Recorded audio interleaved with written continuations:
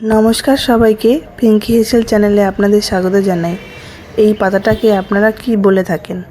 আমরা এটাকে ঘ্যাটকোল বলি, আর আমাদের গ্রামের আঞ্চলিক ভাষায় এটাকে খান আর আমাদের কলকাতার বাজারে এটাকে খারকোল বলেই চেনে। খারকোল না বললে কেউ বুঝতে পারবে না। প্রথমে আমি পাতাটাকে খুব ভালোভাবে ধুয়ে নিয়েছি, যেহেতু জঙ্গলে এই পাতাটা হয়ে থাকে। খুব ভালো করে ধুয়ে এবার অল্প একটু নুন দিয়ে শাকটাকে খুব ভালোভাবে ভাপিয়ে নেব। ভাপিয়ে জল ঝরানোর পরে একটা কড়াইতে সর্ষের তেল দিয়ে দেবো। অবশ্যই এই শাকটা বাটা হবে পুরো সর্ষের তেল দিয়ে, তা না হলে টেস্টটা আসবে না।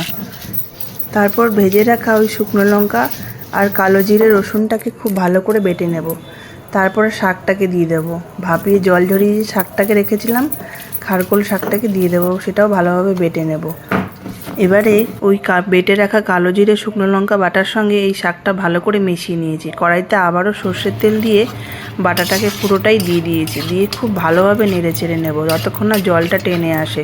খুব ভালো মতোটা আঠালো ভাব হবে আর টাইট হয়ে আসবে বাটাটা, তখনই নামিয়ে নেব। ব্যাস, গরম গরম ধোঁয়া ওঠা ভাতে সার্ভ করো তোমার ঠিক মায়ের হাতের মতো খারকোল পাতা বাটা। ভিডিওটা ভালো লাগলে একটা